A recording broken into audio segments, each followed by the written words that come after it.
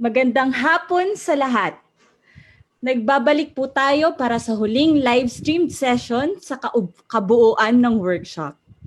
Tatalakayin natin ang proyektong Screenplay in Filipino entitled The Martian Law, Backs to the Future. Ngayon naman po ay makakasama natin si Dr. Vladimir Gonzalez upang maging moderator ng session na ito. Maraming salamat, Rona, kahit parang galit ka dun sa pagpapakilala sa akin. Medyo may madamdamin. Pagpapakilala ko kay Fat ay kinonsulta ko rin sa aking mga kasama na si Ma'am Ana Sanchez saka sa Faculty Regent Bomen Guillermo. So kung naman yung sasabihin ko dito ay may malaking ambag sila. Maraming salamat po sa inyo. Si Patrick Tabada, base sa konsultasyon ko sa kanya, ay isang manunulat na nasa punto ng pagtitimbang sa pagbuo ng poetikang hugot sa personal at poetikang umuugnay sa mas malawak na kontekstong panlipunan. Malay siya na ang pagtitimbang na ito ay isinasagawa ng may pagkilalang hindi naman ito madaling mapaghiwalay kung mapaghihiwalay man. Nakikipagtagpo sa kanya ang identidad na queer, isang non-straight, possibly anti-straight na sensibilidad na nakakaharap sa mga malay o hindi malay na bakas o markers. Ang malinaw, nariyan ang tanaw at sensibilidad na ito at may pagtatangkang ipagpatuloy ito sa iba't ibang mga sanga-sangang kwento. Mga kwentong may impluwensya ni Charlie Chaplin, halimbawa, ng seryeng Fleabag na maganda naman talaga nung napanood ko sa Amazon Prime, na mga manunulat kaya ni Rodi Vera at Jun Lana. Masaya ako na nagkakasundo kami doon sa punto na masaya panoorin ang mga pelikula ni John Waters na medyo ka-estilo niya kahit paano. Masaya rin ako na nasa anumang punto ng pagsusulat si Fat. Sa ngayon, hindi pa rin nawawala ang sense ng delight o ligaya sa pagkatha niya na namimiss ko rin sa ilang mga pagkakataon sa sariling panulat. Gayon din ang willingness na magpatangay sa mga posibilidad ng isang magandang ideya. Parang isang masayang joyride yung experience kasi kapag binabasa, at least yung proyekto nitong si Pat na pinakita sa workshop. Samantala, ang proyektong Martian Law, Backs to the Future, ay ihinaharap ng ating fellow na si Fat para sa pagtatasan natin sa palihang ito sa ating 59th UP National Workshop. Si Fat, gaya ng alam natin, ay hindi nabaguhan sa pagsusulat para sa pelikula. May sapat na siyang body of work na nasa range ng independent o indie hanggang sa mainstream ng mga proyekto na mahahati pa sa mga titulong masaya niyang maibabahagi sa madla.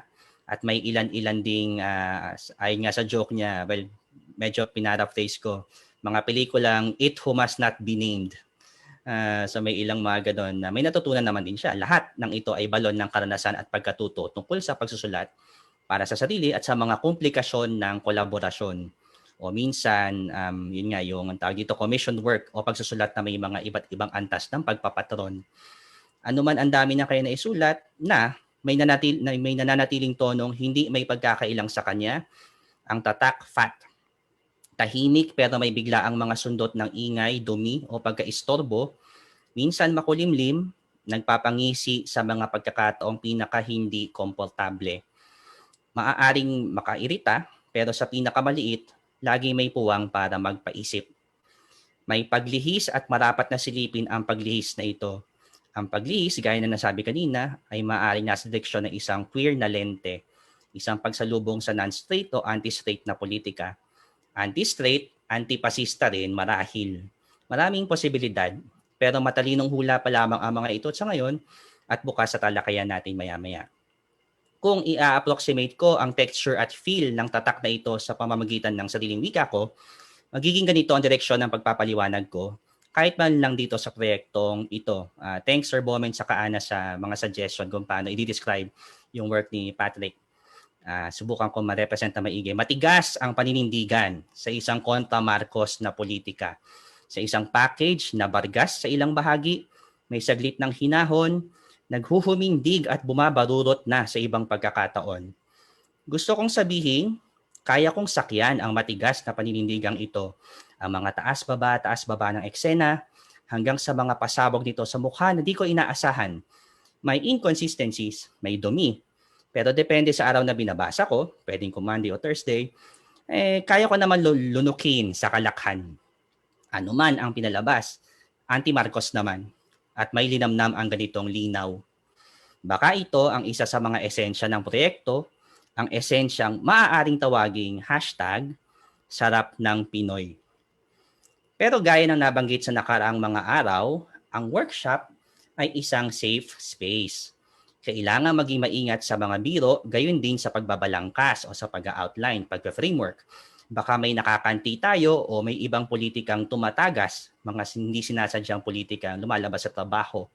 Dagdag pa dito, bili ng isang kasamang guro dati noong tinangka naming gawing magaan o nakakatawa ang isang rally sa pamamagitan ng pagkanta ng rally song sa saliw ng tugtog ni Rihanna, Umbrella. Panahon po ito ni Gloria Macapagal Arroyo. So ang title ng kanta ay GMA, ang payong ko ihahambalo sa iyo. So tapos nasa tono siya ng umbrella. So kami, tuwan-tuwa kami doon, pero yung sabi ng kasamang guro, hindi ginagawang biro ang revolusyon. So hulaan nyo lang kung sino yung guro nga nagalit sa aming Rihanna cover. Sa istruktura din ng palihan, hindi maiiwasang pansinin ang yun na nga mismo ang istruktura. Haba o eksena ng mga dialogo, katapatan o paglihis sa pinagbasihang kasaysayan, martial law sa kasong ito, mga sadya o di sadyang pag-uugnay. Halimbawa, sa unang basa, pwede mong tanungin, gaano o kalapit o kalayo ang proyektong ito sa mga pelikulang Mars Attacks o sa character na sa Tekken na si Martial Law. O yung mas malapit sa Flying DeLorean ni Marty McFly sa Back to the Future kung saan parang katunog yung pamagat ng pelikulang ito. Dapat ba silang alalahanin o dapat nang tuluyang burahin? Ano ang mekanismo sa pangangasiwa ng pandarambong at pandarahas sa planong disenyo na satire? May linya ang proyekto, pero lumalabo ba ito dahil sa piniling atake o sa disenyo ng manunulat? Yan ang interesado ako mapakinggan mula sa talakayan mamaya. Pero bago po yan, bibigyan natin ng pagkakataon si Patrick para ikwento ang kanyang proseso ng pagsusulat sa Martial Law, Back to the Future. Hi, good afternoon. Ako si Patrick, nickname ko Fat. Wala rin akong kawala since yung last name ko Tabada, so either way. I'm a filmmaker and I'm originally from Cebu pero based na ngayon sa Manila. Nakapag-direct na rin ng film at series pero mas gusto kong magsulat kaysa mag-direct. First full-length screenplay ko, yung Patay na si Jesus. Final requirement ko siya sa isang screenwriting subject ko sa MA Film sa UP. Nanalo ang script ng 1 million Graduate Cinema pero as we all know, kulang ang 1 million sa pag-produce ng film. So we need to look for co-financiers. Dumaan kami sa butas ng karayom bago actually na-produce yung Patay na si Jesus. Kasi nakailang pitch rin kami sa producers and studios. Lahat sila may common request na gawing Tagalog ang film. Since first script ko siya, medyo rude awakening sa akin na if gusto mo talagang gawing bread and butter ang screenwriting, you have to write in Filipino. Fortunately rin naman, after Patay na si Jesus, nasundan ng mga iba't ibang screenwriting gigs, parehong indie at mainstream. Mahilig ako sa mga absurdist comedy. Parang halos lahat ng naisulat ko na screenplay at series may elemento ng absurdism in one way or another. Mahilig ako sa ridiculous at bizarre. At itong Martial Law, Back to the Future is not an exception. I'm currently an in-house screenwriter ng Idea First Company ni Direk Junlana at Percy Intalan, also known for their LGBT films and content. Nag-start ang Martial Law nang nagpatawag si Direk Junlana ng pitching for a gay comedy series. So pinitch ko to and nilako namin sa studio for possible financing. Nag-greenlight siya, ang project na to sa isang TV station noong 2018. Binuo namin yung konsepto. Different siya sa screenwriting kasi ang pagsulat pala sa series, collaborative siya. Meron kaming creative team, meron kaming writers. Aside from Junlana, malaking tulong din yung pag-revise ko at pagsulat ng mga script sa series na ito dahil sa tulong na rin ng script doctor at consultant namin na si Sir Nick Pichay. We're looking originally at 8 episodes pero during isa sa mga brainstorming napag-decide namin na parang gawin siyang into 10 episodes. Buo na rin ang detailed latag sa buong season 1 tapos na ang scripts ng episode 1 to episode 5. Mag-shoot na sana kami actually last year, almost done na rin yung cast. Unfortunately nang mabasa ng producers ang scripts ng episode 3 and 5, masyado rong political at pwede ba daw hindi i-mention ang pangalang Marcos at Duterte na hindi ko alam kung paano siya mag-work if hindi i-mention yung mga names. So, na-halt yung project at hindi ko po na siya ginalaw for a year. Kinalimutan ko siya actually. So ito yung first time in a long time na hahalongkatin ko siya ulit. So yung nabasa yung is actually the pilot episode. Ikikwento ko lang as fast as I can kung ano mangyayari sa buong season 1, since scripted naman yung half ng season at may outline na rin ang buong season.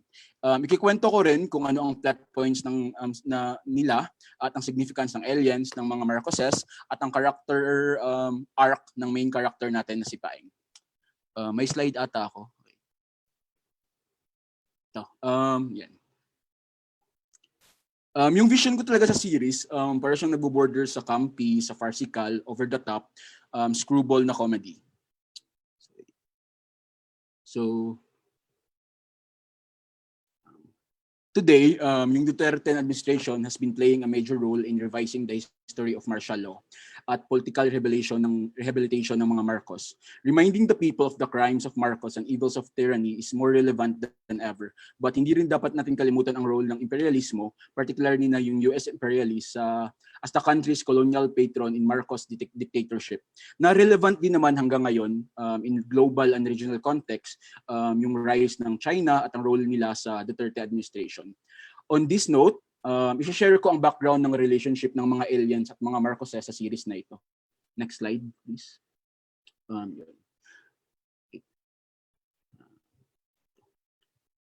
Marcos and the Martians have an ex-deal. The aliens will conduct a human experiment among the activists to develop a new breed of human, uncritical, shallow, and discerning. The Marcos also gives their permission for the aliens to live inside human bodies as their hosts. In return, the Marcos will give the aliens a group of islands in the Philippines where they can live for free. But unfortunately, nasira yung relasyon nila kasi yung nalaman ng mga aliens na plano pa rin silang lokohin ng mga Marcos kapag pagtapos na yung eksperimento. Next slide.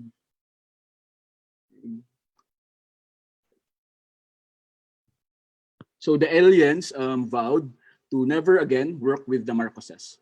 Next slide, please. Pero may isang alien na na-in-love kay Imelda Marcos. And they decide na si Imelda, she decided na siya yung maging host ng isa sa mga alien na ito. Inside Imelda's famous hairband, andun nakatira yung alien. At sa bahay, marami siyang paa, kaya marami siyang sapatos. Ito yung buong takbo ng season 1. Susunod na natin yung transformation ni Paeng of 1975 hanggang mag-transition siya of Rafi of 2018.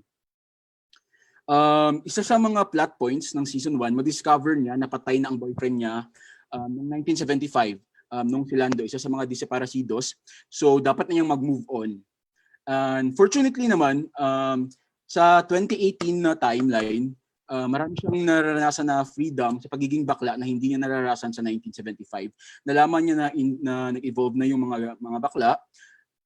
Dati, if kailangan niyang pumunta sa park para makapaghada, ngayon may grinder na at the tip of his fingertip. Marami na ring labels sa pagiging bakla, top, bottom, versa top, versa bottom. At marami na ring tribes like bear, twink, otter. So yun. He's going to fall in love with Dave. Nasa pilot siya. Actually, si Dave yung na-meet niya sa bar. Pero conflict arises nang malaman niya na si Dave ay apo ni Gonzales, yung nasa pilot din, na military general na muntik na siyang mapatay sa pilot episode. Isa rin to sa plot points. Babalik ang bulk ng kanyang memory nang makita niya ng personal si Imelda Marcos. As he is about to stab her with a fork, pipigilan siya ng isang pamilyar na lalaki. Si Lando, ang boyfriend niya from 1975. Bata pa rin ito at di tumanda at ngayon ay chief of staff na ni Imelda. Sa season finale kasi, ma-realize ni Paeng na yung democracy, yung growth ng democracy ng Philippines, hindi siya linear. So hindi naman naging waste yung pinaglalaban nila noong 1975. Pero however, mafe-face siya sa isang dilemma kasi si Lando sa 2018 na rin nahanap niya isang spaceship na kaya nilang ibalik silang dalawa sa 1975 where originally doon sila nabibilong, or at the same time si Dave naman na in love na rin si Paeng, pinigilan siya and invite na magstay sa current timeline. So yun yung maging cliffhanger ng season 1. And we're looking at this, ito yung mga pegs namin for the Martian law back to the future. Absurd siya, farcical, campy, and screwball. Monty Python's Life of Brian, Unbreakable Kimmy Smith, na ang bida rin, nakulong rin ng ilang taon sa bunker, at Chewing Gum. Siguro, if ipaglapit ko siya sa mas local na film, siguro para siyang Patayin si Shokot si Remington. So, nag-burger kami doon sa mga film pegs in case. And I think that's it, Martian Law. Back to the Future. So, I mean, tapos na yung season 1, pero bumalik ulit ako sa drawing board. So, sana ma-revise ko siya, masulat ko siya ulit with fresh new eyes. Sa tulong na rin ng comments ng fellows at panelists. Thank you.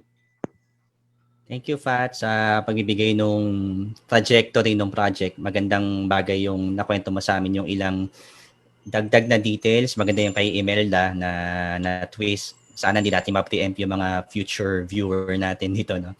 At ngayon, binubukasan natin ang talakayan sa mga komento, obserbasyon ng ating mga kasama dito sa workshop. Isa rin na naisulat ni Fat sa kanyang poetics ay looking forward din siya dun sa isang academic din na atake nung ilan sa mga reader natin na madalas nakakasama sa ganitong klaseng workshop. So, makakatulong ang ating mga fellow at panelists, lalo na yung nakabase sa academe. Sige po, pwede tayo mauna. Siyempre, mas okay kumaon na ang fellow na magsalita. Tutulungan din tayo ni Ms. Rona kung sakaling may hindi ako makita na nagtataas ng kamay o magbibigay ng komento. Meron po bang gustong mauna, magbigay ng panimula? Okay po. Hintay tayo.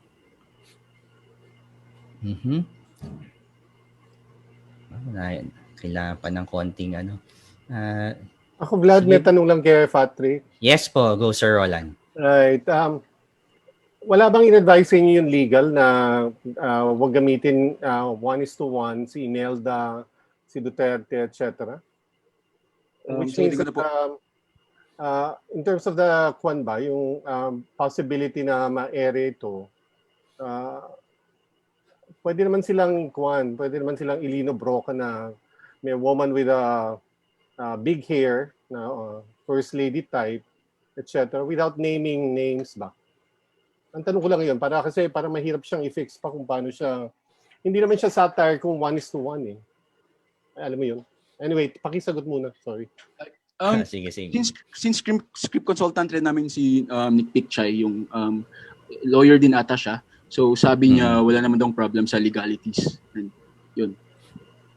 So baka nga sir, baka isa siya sa mga solusyon yung sinasabi mo na hindi lang papangalanan pero yung imagery lang siguro na medyo hawig. Though Fat, yung isang binahagi mo kanina na yung may panawagan sa iyo na wag gawing sobrang political, ito ba ay pre-anti-terror law o parang hindi parang bago pa, 'di ba? Bago pa yung I think 2018. Oo, 2018. Tagal pa, Hindi na-explain kung bakit kailangan mag-deviate ng malaki. Takot rin sila kasi nakabingbing rin yung franchise ng ABS and all okay, sige. Sa Philippines. Okay, thanks sa info na iyon. Sa mga kasama po natin, sino po yung gusto magtanong, magbigay ng komento, meron po tayong screenwriters dito. Sa panelists, baka meron silang gustong i-bring out. I-bring up pala. Tataas ng kamay. Okay po, Honey, sige, pwede ikaw magsimula.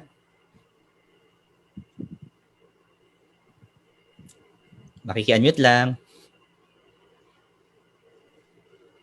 Tungkol din po dun sa pagpapangalan ng mga tunay na tao, kung yun lang yung, kumbaga, sabi sa pa, nakaapan ba sa project, willing ka ba na palitan naman yung name pero yung essence ng mga characters na andun pa din?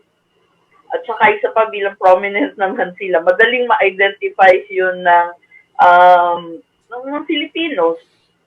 Tapos, second, kahit na basahin yung screenplay mo no, na naka-imagine o nakasulat siya sa Tagalog, may halong English, Cebuano pa rin ang nakikita ko sa comedy, sa comedy, ang type ng pagsulat mo. Familiar pa rin ako doon sa kung paano magbiro ang mga Bisaya. Nandun pa rin sa hindi talaga siya matatanggal, no? Naka-embed sa doon.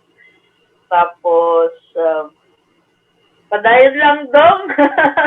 Tuloy lang, may sariling style si Patrick na sinalin ako magko-comment ng kung ano-ano pa dahil medyo magkaiba rin yung mukha at structure ng kung paano kami magsulat. Yun lang, padayon lang daw. Alam ko yung pakiramdam na hirap na magsulat sa Pilipino para lang mag-survive kami bilang manunulat. Kung gusto na, kung pangarap namin na maging manunulat dito sa Pilipinas. Walang ibang paraan, yun lang talaga. So, yan po. Yes, salamat Hani doon sa pagbasa saka doon sa naibahagi mo sa proyekto ni Fat. Siyempre, tuloy-tuloy lang nga.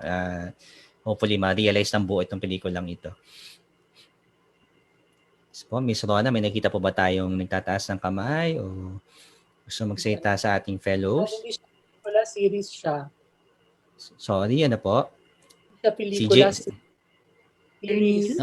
It's a mini-series nga po. So, hindi talaga siya screenplay. Para series po siya. What na namin ni Fat, ay sabi ko kay Patrick, laging Patrick ang pronunciation kasi parang Patrick, parang people of the Philippines, para ako may speech defect. So Patrick, na-workshop na namin to at naging clear naman na kasi ang laki ng parang narrative arc, ang laki ng arc, ang haba. Hindi talaga siya pwedeng screenplay, hindi pwedeng film. Kailangan talaga episodes like may seasons, no? Kasi meron siyang development. Tapos yung nabanggit ko sa kanya na itong pilot episode medyo retro siya, 70s, tapos mundo ng mga bakla na hindi normal na bakla kasi mga tibak na bakla, mga ND na mga bakla. So sabi ko may pwede siya mag-research more on that culture of the time, particularly yung gay speak nila, which was called sword speak at the time. May libro, merong compilation sa UP Main Library, Filipiniana section. Ang editor, Diana Hulao, Julao. 70s kinumpile yon. Marami siyang material on Philippine bakla life in the 1970s, including a dictionary. Nandun yung mga words. So, para mas maging period talaga yung dating, siguro Paeng and Herman can use sword speak, no? Kasi kung silang dalawang mga Becky na lang at nandun sila nangahada sila sa park, pwede sila talagang mag-gay speak, mag-sword speak. So, just to lend a little more authenticity to that. Tapos, gusto ko rin sanang mag-research si Patrick sa mga naging testimony sa mga RJ na mga bakla at lesbian na lumabas from the movement, no? Naging RJ sila in the 1990s. Na-meet ko yung iba Nagpunta ko sa isang malaking parang symposium nila sa UP Hotel before sa patio, no? Nakausap ko sila. Maganda yung mga kwento nila at nakakaiyak rin kasi sobra yung discrimination within the movement sa kanila. Na at the time kasi, the Marxist orthodoxy was that homosexuality was a form of bourgeois decadence. And so, alam naman nila, kahit sila Soxy Topacio, sila Ben Cervantes, they were put in the cultural arm, the theater arm. Alam naman nila kung nag-succeed ang revolusyon, they would be swept under the rug. Hindi na lang daw nila iniisip kung ano nga yung magiging future kung sakaling ang mag-succeed yung revolution, no? Na yung mga bakla will be swept under the rug. Tapos may mga kwento pa na hindi ang paniniwala kasi nung iba sa movement nakakahawa ang mga bakla, nakakahawa ang pagiging bakla. So yung kainan nila is separate, tapos hindi sila pwedeng matulog sa parehong tent nung mga kasama, nung mga lalaki kasi baka raw gapangin nila sa gabi. Tapos, hindi sila pwedeng pagkatiwalaan ng mga sikreto kasi madali raw sila maseduce ng mga gwapong militar. So, parang marami silang kwento. Yung mga lesbians, paano rin, medyo marami rin silang hinanakit, no? So siguro medyo atypical yung kwento mo na may Paeng at Herman na nasa Kilusan at mukhang si Paeng ay may position of leadership pa. At from your scene, parang hayaga naman at out siya sa kanyang collective. Parang hindi yata masyadong realistic yun. Kasi ang parang lumalabas noon, the very few who were in the movement were very closeted and very, very secretive. Selectively out sila, no? Pero hindi sa maraming tao. So I don't know kung ni-romanticize mo yon, ginawa mong funny. I think pwedeng magkaroon ng selectively out arrangement si Herman tsaka si Paeng. Pero silang dalawa lang. Siyempre mahirap kung marami na. Sino susunod sa kanila? Paano sila magli-lead, no? Kasi nga ganun yung pananaw ng panahon na iyon. So again, may material to research on that. Pwede kang mag-interview ng people like Aida Santos, si Dinky Hada ba, buhay pa, Butch, Nini Matilak, yung mga yan, yung mga LGBT na maraming silang maikikwento sa'yo. So, yun Thank you, lang. sir. Tuwa ako sa Patay na si Jesus. Actually, yun ang sinabi ko kay Patrick at napaka-effective nung kanyang screenplay na yun. Napakagandang film. And the reason for that is road movie siya di ba? Na yun yung kanyang, yun yung motive niya, yun yung kanyang pattern. Pero pasok na pasok ang regional reality, no? Very very grounded siya sa Visayas. And medyo yung humor niya is very camp, no? Meron siyang, siguro this is the first time we have a local film na may Down syndrome na character, na actor, no? Na may dignity siya. Actually, in the end, siya yung level-headed sa kanila. Lahat, hair braid yung pong pamilya niya, siya lang yung level-headed. Tapos, of course, that film wouldn't be half as beautiful if not for Chai Fonesher, yung actress na Cebuana na napakagaling. At ang character niya queer. At ang ganda-ganda ng take ni Patrick on that character. And that whole arc ni Chai, no, very nice yung arc niya. That's of course, the absurd moment there is pumunta sila para ipagluksa ang pagkamatay ni Jesus na ama na iniwan sila, no? Pinagpalit sa ibang pamilya. Ang iniyakan nila yung aso nilang nasagasaan sa labas ng bahay. Hindi yung dumadaan na hearse, no? That was so like funny but also so sad, no? Ang galing ni Patrick with that. And I'm thinking, kaya niyang gawin din to sa proyektong ito. Hindi pa naman natin nakikita yung full full range, no? But meron na akong nakikitang glimpses, no, yung particularly with Hershey there and Dave, yung time na yan medyo nahahawakan na ni Patrick yan kasi 2015 yan or 2018, so alam na niya yung mundong yan. Yung 1970s medyo hindi ako masyadong convinced. Ang haba-haba naman ng fellowship na yun. Diba? Parang mahaba yung scene na yun. Tapos bukod doon parang hindi realistic For me, no, parang medyo phony ang dating nun. And I don't know how that can be remedied. Pero ang ganda ng description mo of the whole season and parang Men in Black lang ang dating ni Imelda. Meron siyang tinatagong alien sa kanyang beehive. Diba? Very Men in Black ang dating. So very now din yon, maganda. Patrick, I would like you to do this. I don't know how to help you with the censorship issue and with the anti-terror law and all these awful things we're grappling with. Ang suggestion ko sa kanya, indie, underground, humanap ng foreign funding, no? Kung makakakuha man. Diba? Ewan ko kung paano. Hindi mo pwedeng tanggalin si Marcos, hindi mo pwedeng tanggalin si Duterte, mawawala ng kabuluhan yung proyekto. Hindi pwedeng palitan ng pangalan, hindi siya magiging tama So, antayin na lang natin siguro matanggal itong rehimen na ito or kumuha ka ng international funding kung wala ka makuhang local. Pero I cheer you on at natutuwa ako sa pagsusulat mo. At siguro encourage kita since you're already with June and Percy, no? Try to do, ikaw yung gumawa ng script nung Born Beautiful, yung second part, no?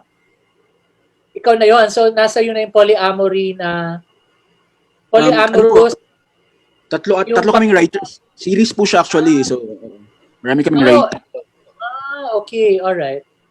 So, medyo babad ka na rin sa queer movement pala, no? Sa queer cinema. So, yeah. So, I cheer you on. Bongga yan. Meron tayong Queer Studies Conference kung meron kang panahon sa Lunes, makinig ka lang. Oo. Maraming interesting papers. Baka may mapulot ka mga studies doon tungkol dyan sa sinusulat mong proyekto ngayon. That's Okay it. po, Sir Butch po. Sir Butch. Thank you, Sir Neil. Isa rin ako sa mga fans ng Patay na si Jesus. Enjoy ko sa kapapanood nito. Kaya I'm pretty confident na Patrick can pull this off. Lalong-lalo na nung napanood, napakinggan ko yung kanyang synopsis kanina nung buong series. I think it has a lot of comic possibilities. Although I appreciate the fact na yung paggamit kay Marcos at kay Duterte sa mainstream TV dito is really a non-starter. Kung iisipin mo, kung ako yung producer o ako yung nasa TV network, lalong-lalo na ngayong namimiligro ang nawala na nga yung ABS-CBN, walang siraulong TV station ang hahamunin ang pamahalaan sa ganitong napaka-obvious na paraan. Kaya ang choice mo talaga dito ay ilabas sa mainstream o maghanap ka ng mga creative na solusyon tulad ng halimbawa si Chaplin noon, Charlie Chaplin, ginawa niya yung The Great Dictator na obviously about Hitler pero hindi naman talaga. So may mga paraan para palusutan yan.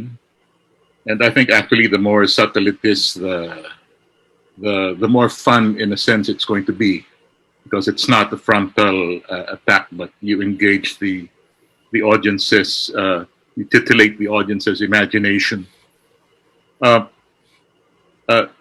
Neil actually made the point that I wanted to make about homosexuality in the movement, and having been part of that movement noon, talagang naalala ko na there was a clear proscription against gay comrades. And it was kind of double-edged din kasi later on we found na isa sa mga right-hand men ni Joma was gay of the predatory kind, and marami siyang he died recently. Mataas sa Politburo yun. So tagun-tago siya pero this was like an open secret in the party. And marami siyang nabiktimang mga kasama din because they could not say no to him. And maybe that was part of I really don't know how that played out in terms of politics within the party, but I'm sure that an awareness of that was part of probably at least the reason why there was such suspicion of gay members of the party then. But apart from that, I think there's also the difference between the 70s and the 90s. You would think that there would be a trajectory there somewhere in the narrative, both in terms of what happened to the movement and to its leaders and their ideology, and of course the homosexuals in that movement.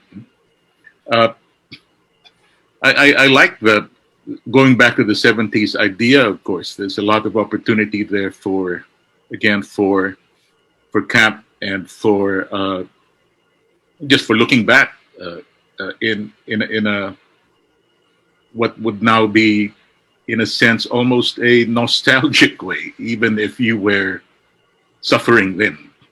And I think part of that nostalgia, the pleasure of nostalgia, is in having survived that period, and so that we can now look back at it with almost a certain affection, especially when you consider that we're kind of back there again, which is the horrifying part of it. Ayun lang. Thanks, Sir Bush. So far, yung ating tinitimbang na baka maisaalang ni Fat, yung question dun sa research involved at sinabi naman ni Fat nung nag-consultation kami na may interview naman siyang ginawa. So mamaya baka pwede pa niyang ihayag kung ano yung manner ng interviews at research na ginawa niya. Nagmumula yung tanong dun sa accuracy, I guess, dun sa historical accuracy nung 70s part. Kasabay nun, nailatag din na may specific style si Fat na hindi exactly realistic. Kaya baka, may nagka-clash din na may tone siya na siniset na baka hindi mag-work dun para doon sa historical accuracy, pero may ganun din panawagan. Baka makadagdag si Sir Roland o may iba pa siyang sasabihin tungkol sa project ni Fat. Sige po, Sir Roland. So, dalawa ang gusto kong i-comment. Una ay, kasi napaka-tall order ba na ang project mo ay it's a TV show on historical revisionism, linking Marcos to Duterte. Baka gusto mo mag-zoom in pa as a kind of statement. Parang what do you want to say? Given itong series na to, what do you want to say, and what is also doable for a popular medium such as television? So kasi ang lawak nga parang ang dami kang susuntukin sa buwan na concerns. Baka by the third season or kung ano man ay wala na yung basic tenet in which your political agenda in the TV series was first proposed. No? And then you might also want to look at yung research ni Ferdy Lopez, yung gays sa panahon ng martial law. Ferdy is now finishing his PhD in Canada. And ang binabanggit niya ay kind of subversive yung mga gays, lalo na sa Tondo, na yun yung kanyang site, na in-interview niya at buhay pa sila, yung ilmang buhay, na dinedefy yung curfew. So, nagpa-fashion show sila or nagmi-Miss Universe lansangan, at kapag nag-curfew at ina-attack sila, or sometimes they would bribe yung manghuhuli sa kanilang police with sexual favors para hindi sila hulihin, etc. So, may ganung klaseng from the ground level in the 70s ay paano nag-react yung mga bading para medyo konkreto ba rather than imagine lang na sa ganung klaseng euphoria. And just to follow through, even in the movement, it would take 2005 na marirecognize yung same-sex wedding via the first gay wedding sa movement. So medyo matagal at medyo marami na siyempre na nalaglag, pero at the same time may recognition pa rin, at least including the Protestant gay community church, no, na magkaroon ng symbolic same-sex weddings. Yung pangalawa naman, dahil parang hindi naman nagte-take off pa, syempre ang buzzword naman ngayon ay BL, no? Boys Love Series. Baka gusto mo i-transform din itong material na to for that kind of purpose. No? The fact na you're venturing into a gay kind of agenda, it also already forecloses kung sino pa ang pwedeng manood nito. Which means, alam mo naman yung demographics mo, likely bading at mga supporters ng LGBTQ movement. No? So, kung i-BL mo kaya ito na mas viral pa, which means it will just circulate on YouTube, itong format na to and hit a certain kind of note and a certain kind of one. At the same time, napopoliticizing yung BL. Wala pa ako napanood na BL na may political agenda. Lahat sila ay first scene pa lang ay kung ano man. And then also i-defy, dahil sa lahat naman ng BL, puro straight actors ang nagsastar. Baka gusto mong gay actors na siya, pero baka hindi na siya boys love. Anyway, medyo pag-aralan mo yun. Tapos maganda rin kay June Lana at yung cohorts niya ay malakas yung batting average for Netflix platform, which means a lot of their movies were picked up by Netflix. So baka naman nga ma-define na wala na siyang platform dito sa broadcast TV stations natin, na dumiretso na lang siya sa Netflix.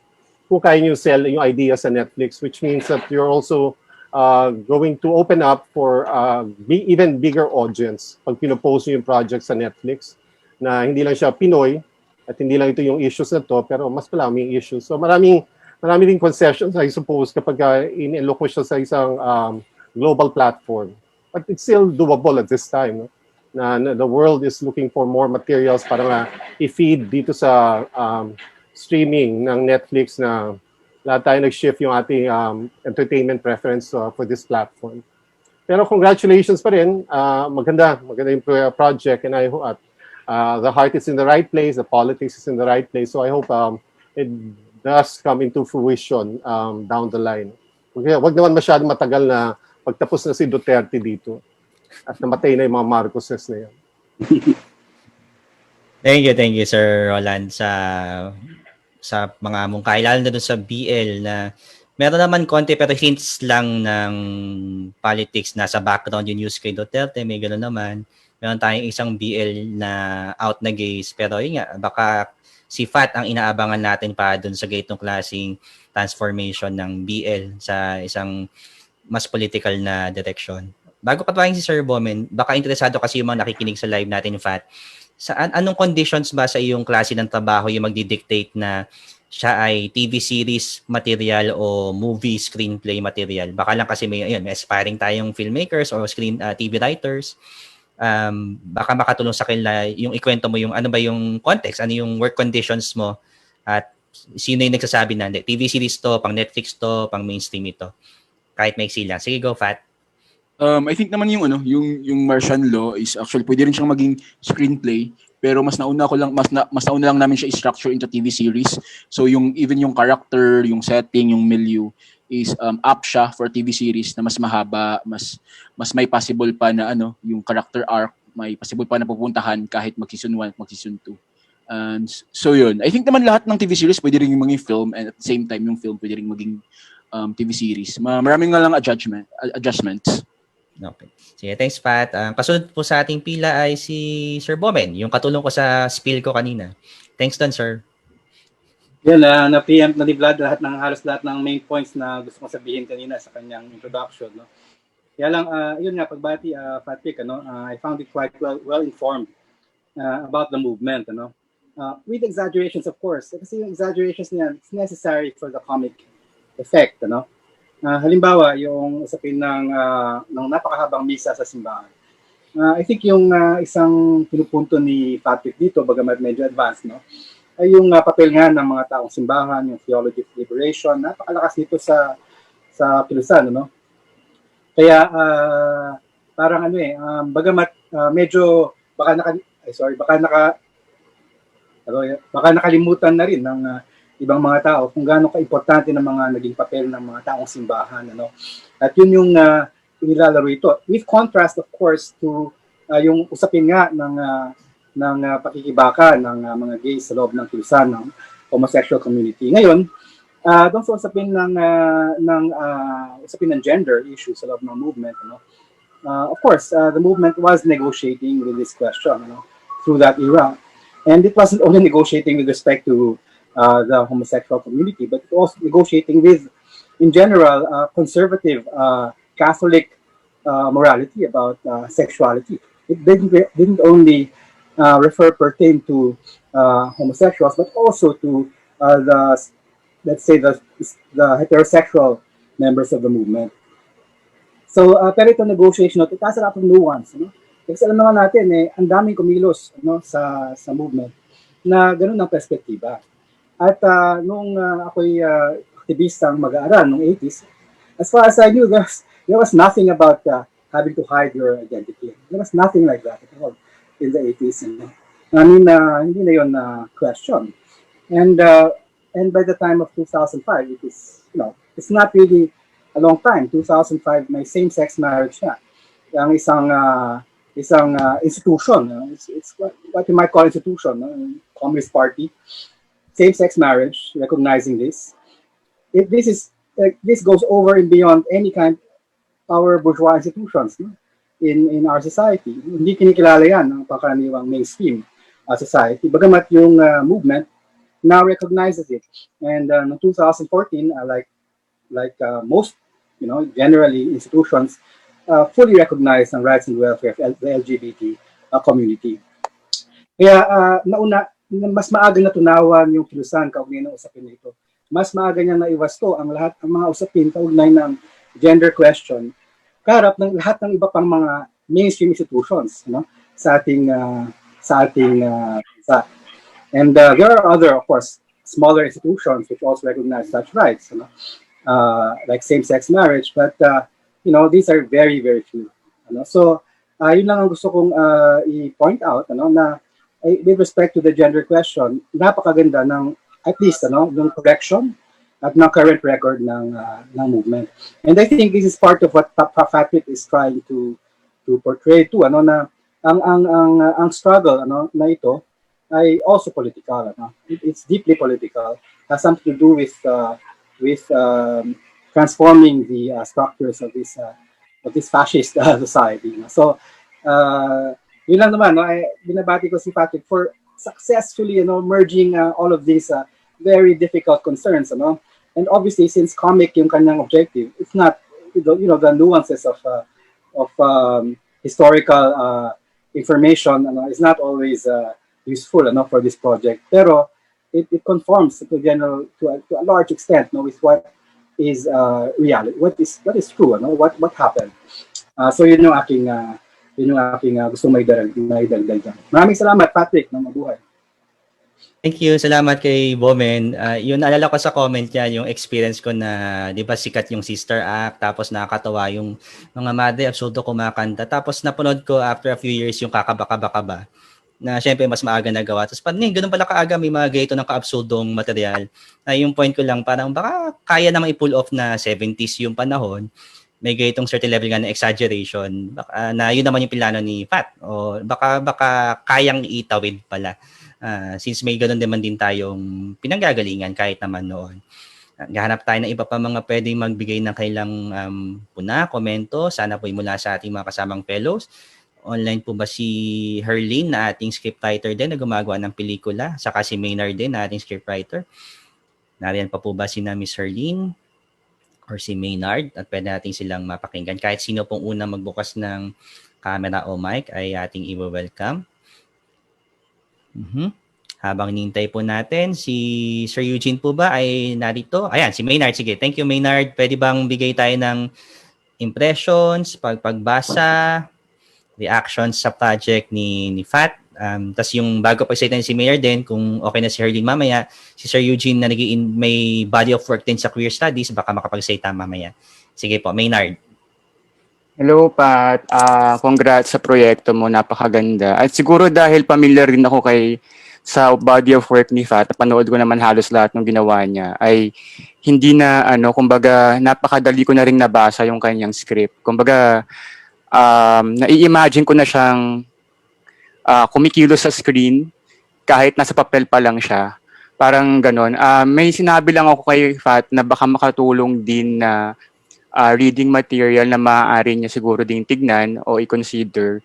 Ito ay na-enkwentro ko dahil sa isang kasamahan sa Lasal dati, si Roel Madula, na gumawa ng dissertation patungkol sa bakla sa revolusyon. Baka rin kasi doon ay gumawa siya ng mga panayam sa mga dating kasapi rin sa revolusyon. Sa Kilusan pala. O bakla sa Kilusan. Ayun, in terms of pagkasulat lang, kasi sa tingin ko naman, kayang-kaya naman tong linisin talaga ni Fat. So parang wala namang kinakailangan pang pansinin doon, no, na parang kahit yung paraan niya ng pagpuputol ng mga eksena at lahat, parang ang naman, napaka-klaro nung flow. Kaya siguro mas pagbati lang kay Patrick sa isa na namang kaabang-abang na proyekto para sa kanya. Oo. Yun lang. Congrats, Patrick. Thanks, Maynard. Na-spoiler alert lang tayo kanina doon sa Patay na si Jesus. Pero yes, agree po na para sa mga nakapanood, masayang experience siya. Pati si Born, beautiful, na alam ko nasa signal pa yata siya ngayon. Pwede pa natin mahabol sa madaling sabi. Sir Eugene po ba ay nariyan? Babalikan natin mamaya.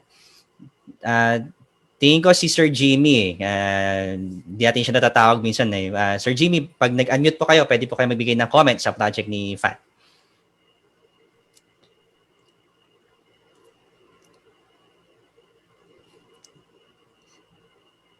Ayan, malapit na ma-unmute. Sige po, mamaya magpapatulong si Sir Jimmy. Ito po ang mahiwagang mute-unmute button. Si Ma'am Luna po ay nakikinig at tumatango kanina. Yes po, Sir Jimmy. Pagka ready na po kayo, kaya ipag-say tayo namin. Yan. Makiki-unmute lang po. Ayan, mute na. Yes po. Sige po, Sir Jimmy, kamusta po ang inyong pagbasa sa project ni FAT? Baka meron po kayong comments, impressions, recommendations. I've been listening very intently. Pat, congratulations for all your effort. All I have to say is this. What Franz Arceliana said, get real. Because what is real is what is true. My only suggestion is it might help if there is a certain undercurrent of humor in the representation of the experience that you make real. Yeah. The poem, as far as I'm concerned, whether it is short story or what we know as poem, the poem is what you will, because the imagination has infinite possibilities, almost infinite anyway. Finally, when I say the poem, any short story, whatever you call that literary work, it is work of language and work of imagination. So the poem, whatever it is, short story or poem or novel or whatever it is, the poem is finally its own language. And what is important is the insight in the experience, in what you represent. That is what is important. The insight, the inscape of the experience. That is what is important in any imaginative work. That's all I have to say. That's all I have to say. But, right on. As I always say, right on. RIGHT. Right on. But also W. Right on. Okay. Thank you, Sir Jimmy. Tanda, yung isang bagay na nung kami pa ni Ana yung workshop fellow, bukod sa sinasabi ni Sir Jimmy na get real, ang di ko makalimutan, may work task parang nakulangan siya dun sa pag-flesh out nung eksena. Tapos ang sabi niya sa amin, I wanna see them fucking. Tapos yun natatandaan ko sa kanya. Sir, 2002 yun. So yun, may action pa. I wanna see them fucking dun sa isang work. Pero yes, dun sa trabaho ni Fat, very much realize naman kung ano yung intention at clear din tingin ko yung kanyang wikang gustong puntahan. Kaya nasa tamang direction siya at na-appreciate natin yung support syempre ni Sir Jimmy dun sa project. Na yun nga, baka ito yung tipo ng trabaho na mahirap ang pangalanan kung ano talaga siya exactly, pero part siya ng process ni Fat. I want to add one more sentence. Go po, Sir Jimmy. The poem, whatever it is not written in any language. It is rather wrought from language. That's what writing or creative writing is all about. It is wrought from language. Therefore, the language is the poem's own because it was wrought from a already given language. Whether that is English or Tagalog, it is wrought from it. It is formed or shaped from it. I always want to emphasize that with my students. You work hard with the language. That's it. Thanks, Sir Jimmy. Pakinggan natin si Ma'am Luna dun sa komentaryo niya sa wikang nabuo sa script ni Fat at actually kahit anong dagdag na pagbasa sa proyektong ito. Sige po, Ma'am Luna. Pwede po. Salamat, Vlad, sa pag-include sa akin sa discussion na to. Nasabi ko na to kay Patrick dun sa small group discussion na may Taglish yung wika ng screen directions at iniisip ko kung nakatulong ang kasi parang walang walang police na nagbantay pagdating sa wika dun sa mga stage directions na yun.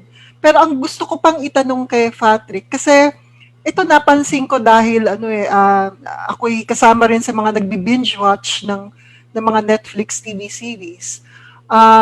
Pagkaraan ng halimbawa mga 3, 4 na episodes, nauuyam ka. Gusto ko lang malaman kung paano mo sasagutin, tutugunan yung uyam factor sa mga gantong series. Nung nakita ko yung outline mo, yung emplotment ng mga pangyayari, bukod sa marami itong comic possibilities, parang marami rin tong mga shifting points eh. Kung magta-transform si Paeng into Rafael, malaking leap yun bukod sa pangalan, di ba? At bukod siguro sa physical qualities nila. I'm sure may umaandar ka ng backstory.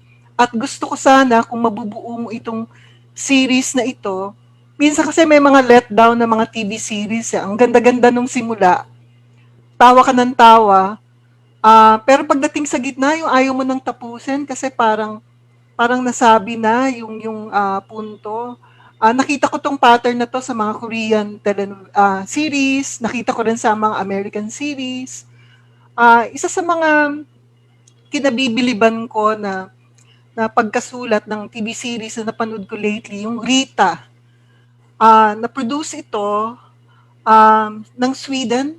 Tapos, ordinaryo lang yung storya niya tungkol lang sa isang babae na guro, tapos meron siyang nakaraan, tapos hindi madrama eh, ano lang eh, basta yung buhay-buhay. Kaya ang gusto ko mangyari dun sa ginagawa mo, wag sanang mawala yung patawa mula umpisa hanggang sa dulo. Sabi nga nila sa Salawi Kaing, di ba, matamis hanggang dulo ang tawag mo doon, tubo, at sana matamis hanggang sa dulo yung samahan. Pero ang isa pang edge ng sinusulat mo ay yung irreverence na hindi mo dapat bitawan. At ang kinakatakutan ko kasi kapag syempre may mga puna tayo dun sa paghawak, dun sa mga politikal na representasyon, parang may may bargaining effect din yun dun sa irreverence na mukhang tatak yun nung serye kasi ang tawang-tawa ko dun sa yung kilos, tapos parang chumuchupa yung tawa ko ng tawa dun, saka yung mga bayan o landi, di ba? Effective yung mga ganung mga one-liners at quips. At kulang na kulang tayo ng mga TV series na ganito. In fact, pinatay nga nila ang TV comedy. Pagkatapos ng huling naalala ko na may value na TV series, parang napakalayo na nung panahong yun. Kaya matutuwa ako kung mai-air ito sa ating bansa, sa platform man ng Netflix o sa local na television. Pero malabo siguro na mag-produce ito ng local television kasi alam mo na yung mga market forces, nakakasira yun nung pagkabuo ng character, tapos di ba usually kinakast nila yung mga ang reputasyon naman ng actor is straight, ang daming ang girlfriend, gagawing bading, mga ganun.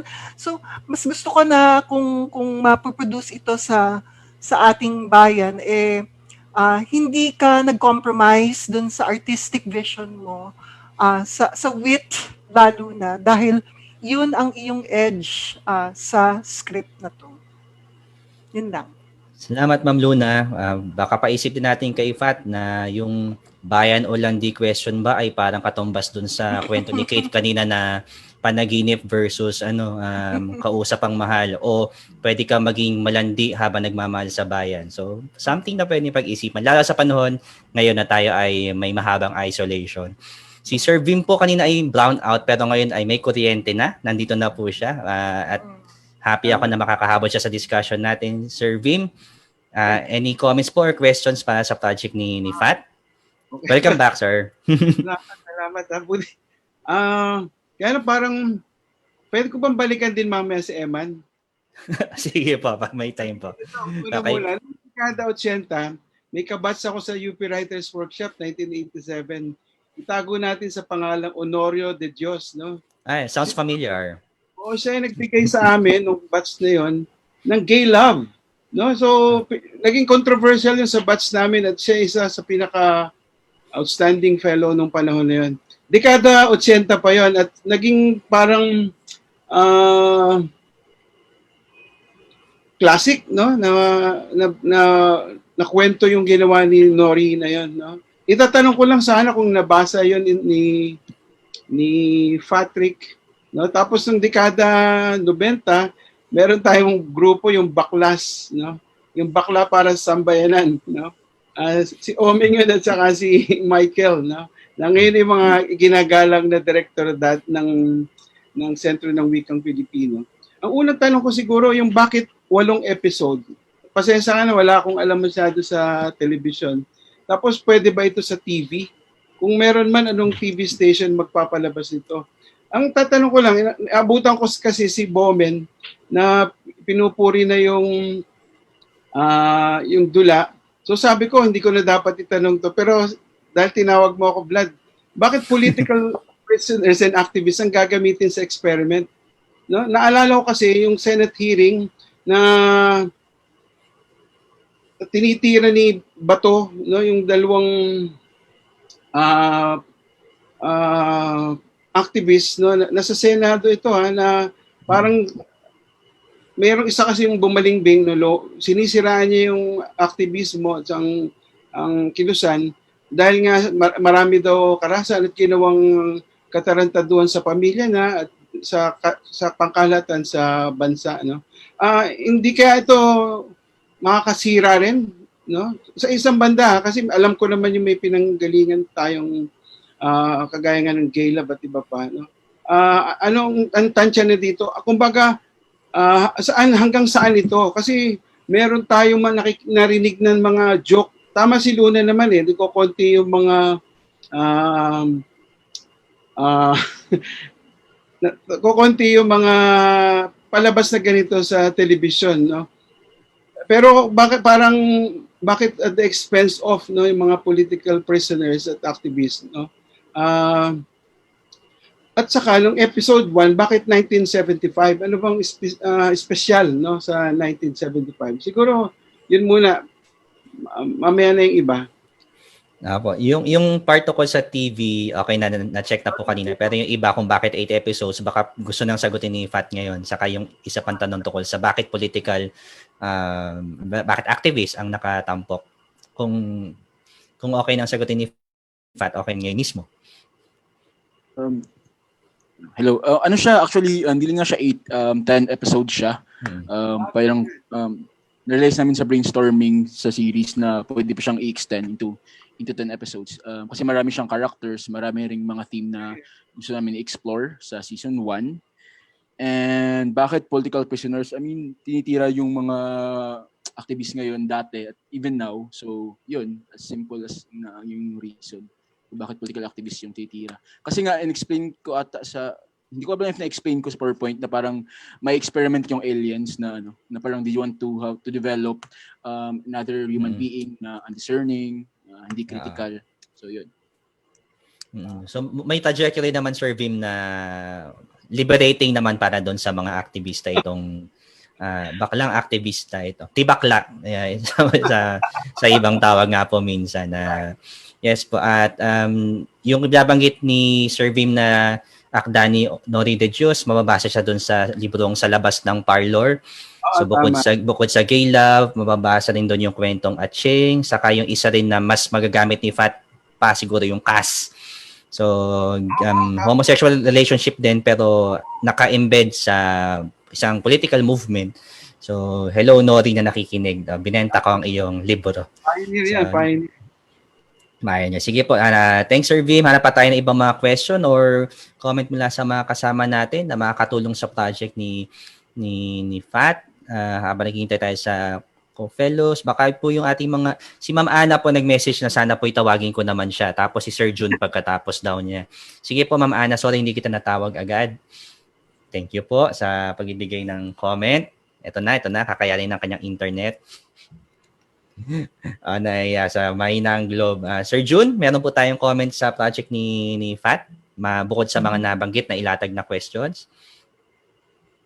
Makiki-unmute lang po, Sir June.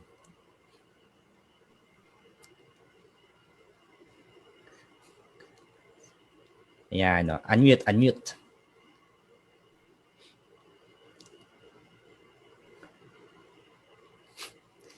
Kaya mo yan, Sir Jun. Yun. Iba Okay po, sige po. yung iniisip ko nung tinitignan ko yung the bigger pic, yung tinitignan ko yung mga young writers, itong mga Cebuano, kung ano yung pinagagagawa na amazingly beautiful. Halimbawa si Alan Navarra, yung mga tula, kakaiba yung tulang yung may tag price, may art, tapos Filipino. Tapos si Anwar Yap naman, pag binasa mo yun, ibang kwento din eh. Tapos ikaw, hindi naman ako, ang alam ko lang sa'yo yung kay Cristo. Sabi ko, hindi ko alam kung saan kayo nang gagaling at anong influence. Kasi iba-iba kayo sa buong Pilipinas na yung Kapampangan, Ilocano, naghahanap ng tradisyon na yung nauwi sa yung ano dapat yung Pilipino, yung lalo na sa Kapampangan, yung UE. Pagkatapos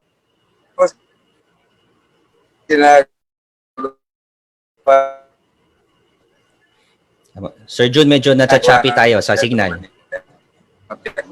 And for sa inyo, sila Adon. Yun na lang, kasi yung lugar ko, may problema ako sa net, kaya nawawala ako. Yun lang, congratulations, nakakatuwa kayong mga bata pagka yung ganyan yung ginagawa nyo. Saludo. Okay po. Total nabanggit ni Sir Vim si Eman. Eman Dumlao, may comment po ba tayo sa project ni Fat? Alam ko nandyan kami, ni-message mo ko eh. Yan, ang hirap no kasi hindi ko teritoryo talaga yung film. Pero nung binabasa ko yung available na teksto dito, sa una pa lang gandang-ganda na ako kasi ibang mukha ito ng paglalarawan ng martial law. Tagahanga naman talaga ako ng mga bakla at masaya ako na nailalangkap ito sa sining. Kaya pagbati kay Patrick, yun lang ang masasabi ko. Hindi talaga ako masyadong articulate pagdating sa ganitong klase ng sining. Thank you. Salamat, Eman. Si Sir Joey na ating workshop director at minsan kahawig ni Alan Paule na bida sa mga 70s na pelikula ay may sasabihin sa work ni Fat. Sorry to answer. Go po, Sir Joey. Sige. Maganda yung mga screenplay ni Fat at na-appreciate yun. Kakaiba talaga. Kasi iniisip ko rin, ayun, meron ng dagdag na work dito sa mga linya ng gay film. Nauna na dito yung kay Jerry Gracio at saka sino pa ba? Ito yung mga tumatak, Tapos naisip ko rin na yung mga ibang film sa halimbawa sa England yung Crying Game, na napag-tawag dito, kakawing-kawing, yung politika, yung kabaklaan, yung pagmamahal, lahat yan. And then, mas tumatak, naalala ko rin kung paano kaya maipapasok yung diskursong katulad ng The Kiss of the Spider Woman, na parang isang spy na na-inlove sa isang progressive na guerrilla, pero siya ang na-convert. Mga ganun ba? So, natutuwa ako na may ganitong pagsisikap ngayon na very trendy, pang-millennial at kapagpangulat. So, loading-lodi sa akin si Fat. Tama naman. At para din sa mga nakikinig sa atin sa live na nabanggit sa atin ng kasamang si Hani Alipio, yung 8-episode requirement kasi sa ilang mga serbisyo, kumpanya gaya na Netflix daw at HBO, requirement ang tumawid hanggang sa possible additional seasons.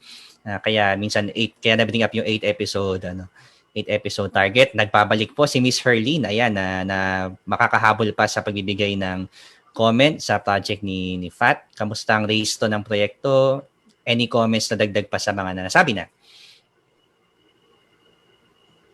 Hi Pat, sa akin siguro pagbati na lang sa project.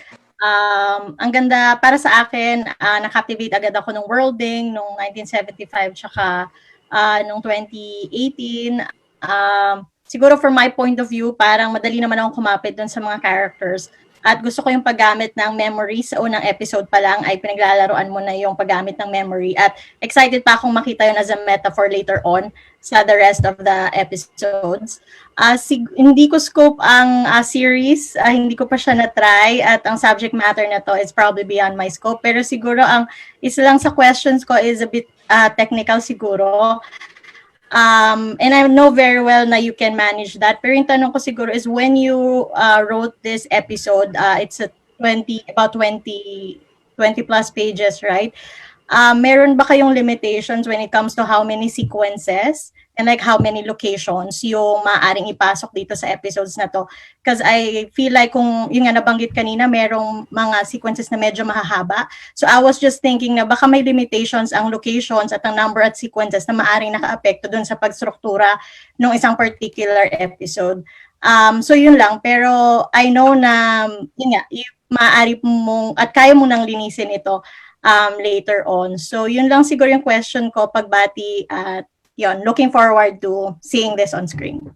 Okay, mamaya-maya naman ay malapit na magsalita si Fat. So entertain muna tayo ng iba pang comments bago niya sagutin yung question ni Herlene. Kasama pa natin, hindi pa nagsasalita, nagsusulat ito ng mga script. Si Charles Noong ay narito. Mga dagdag na komento, recommendations, or questions para sa trabaho ni Patrick. Nagpatay na camera yan. Unmute yan. I'll be very happy and very surprised kung mapanood ko to sa TV, no? Especially sa free TV. No? Since the first, I've never seen anything like this sa Philippine TV. Ang worry ko lang is yung how sustainable it is. Pag siya ay, kasi pag TV, we talk of, I think, yung sinasabi ni Pat, no? We talk of seasons. No? Ano mangyari sa first season? Ganun. Sa Netflix, for instance, we always, like yung Breaking Bad. Iba siya, syempre, yung pinapanood mo, tapos na. I'm sure, nung ginagawa yan, dinidiscuss nila, next season, ano mangyayari.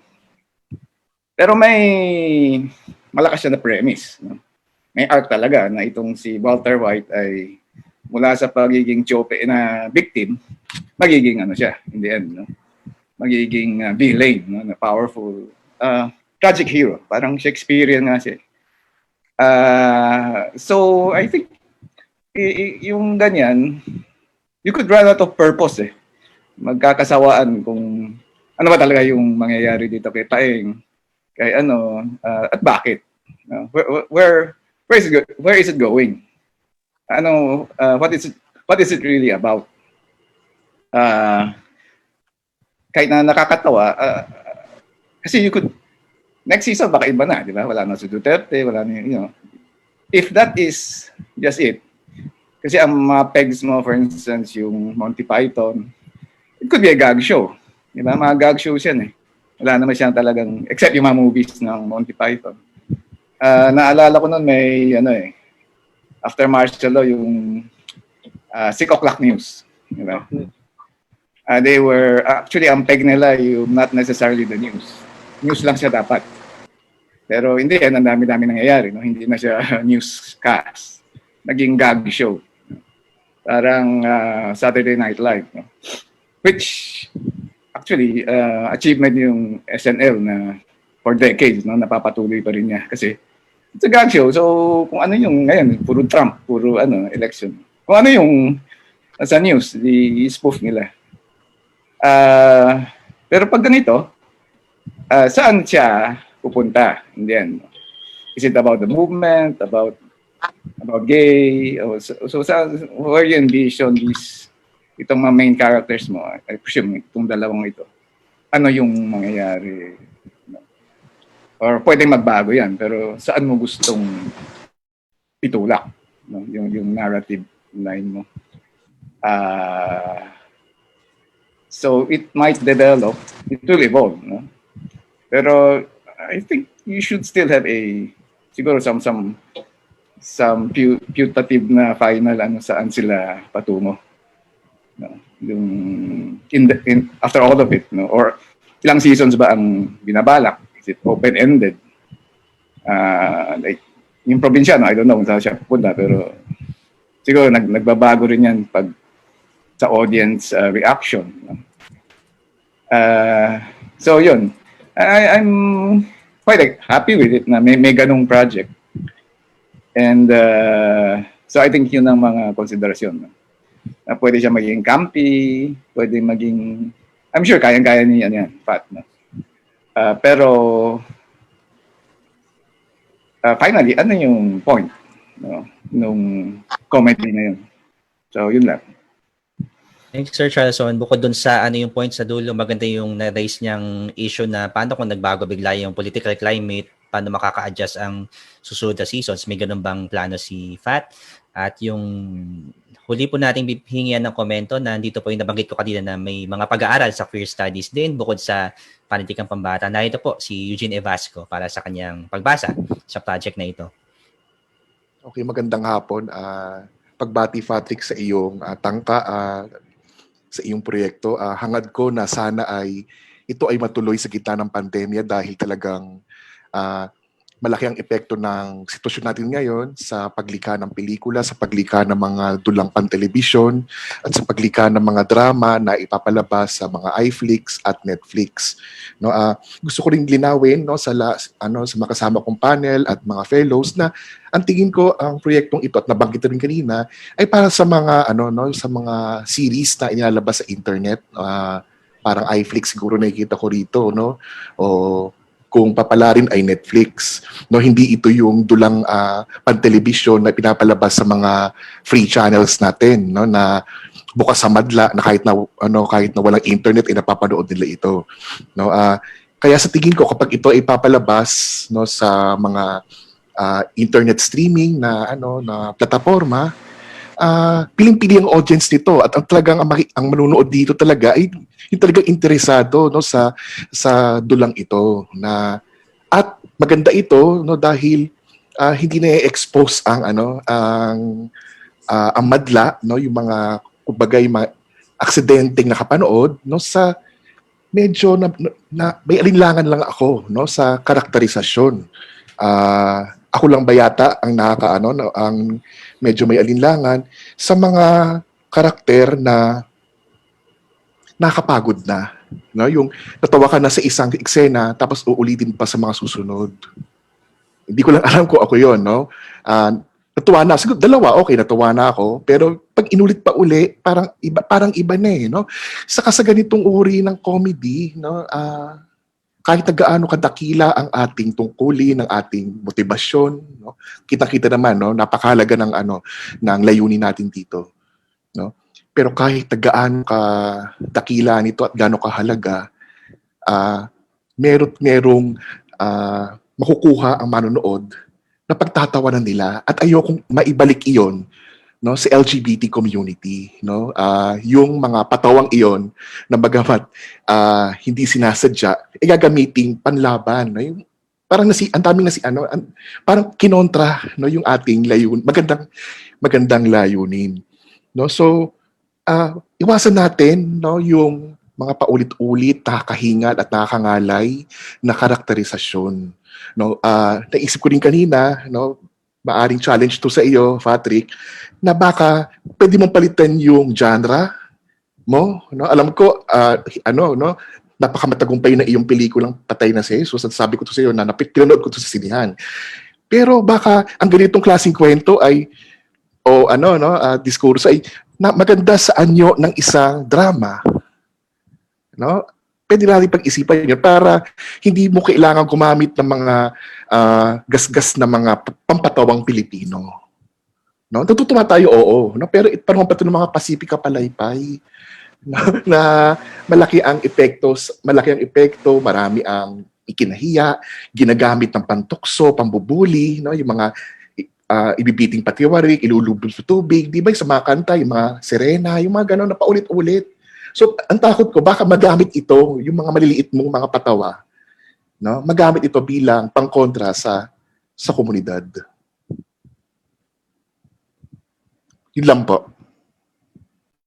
Maraming salamat, Sir Eugene. Isang magandang bilin din para sa manunulat natin na si Patrick Tabada sa pagtatapos ng kanyang session na kung saan nagsimula tayo sa malaki at malawak na posibilidad ng proyekto sa paggamit ng absurdong detalye at magbigay ng balik-tanaw at siguro suri din sa martial law noon hanggang sa kasalukuyan gamit ang isang branding ng patawan na nasanay na ang ating manunulat. Bagaman ayun nga, sa dulo may bilin na aling mga bahagi ng pagiging matapat sa kasaysayan at sa kilusan din na pinagbabasihan ang isa sa alang-alang ng ating manunulat at ano yung mga tradisyon at pinanggalingan din ng sining na nakatutok sa isang baklang karanasan ang posibleng naalpasan na at baka may tendensiyang mabalikan pala yung mga pagkakamalingan na napagtagumpayan na pero baka maulit daw. So may ganun lang na babala at okay lang naman iyon kasi tayo naman ay nagbabantay din na saan pupunta yung ating mga proyekto. Bagaman gaya nung nabanggit na marami sa mga nagawa na ni Fat at sa kanyang sensibilidad na lumalabas, yung linya ay malinaw at yung structural lang siguro yung babantayan niya para ma-realize ko ano man yung kanyang nais pampuntahan sa kanyang proyekto. At mula dyan, pinabati natin ang manunulat na si Patrick Tabada at bibigyan natin siya ng 5 minuto. Sana pumayag si Miss Rona para magpasalamat at magbigay lang ng mga tugon sa iba pang mga tanong. Thank you guys sa comments. Dami kong na-realize at natutunan. Isa na rin yung historical accuracy. Yung takot kasi sa historical accuracy, dati, natakot ako na mapatay yung humor kapag nag-stick ako sa history ng 1975. Pero yung binanggit ni Sir Neil, maraming comic possibilities. Yung mga bakla na hindi sinasabihan ng secret dahil isisidus ng military. And yung process kasi, yung sagot lang kay Herling, yung process ng may limitations din actually sa location, sa shoots. As much as possible, 3 to 5 locations and 10 to 15 sequences lang per episodes. And valid rin yung concern ni Sir Eugene about the humor. And I think dapat rin siyang bantayan. Pero naniniwala rin ako na na comedy is a powerful thing. If you can make your enemies laugh, then maybe you won half of the battle somehow. And ang ganda ng input rin about i-adapt siya into BL sa YouTube kasi sikat din siya ngayon and may establish na rin siya na audience and target audience. So yun lang. Thank you. Yehey, pagbati kay Pat, pagbati sa ating lahat na nabuo ang ating 12 sesyon at manunulat sa workshop na ito. Yehey, kala natin dating kakayanin pero kinaya. Miss Rona, bilin po.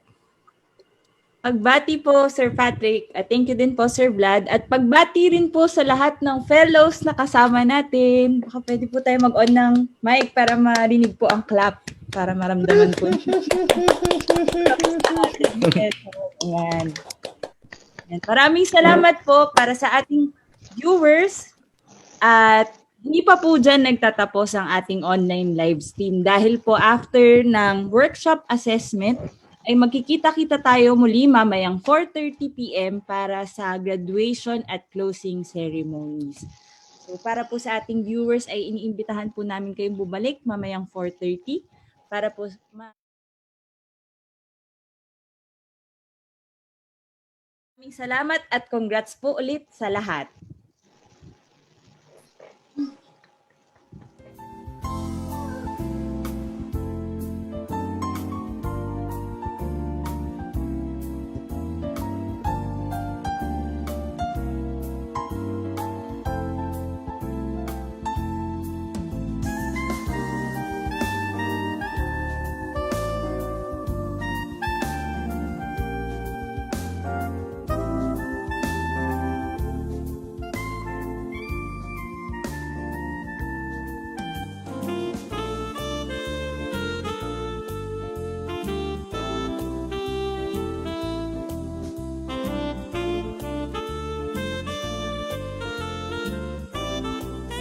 magdadako na po tayo sa workshop assessment.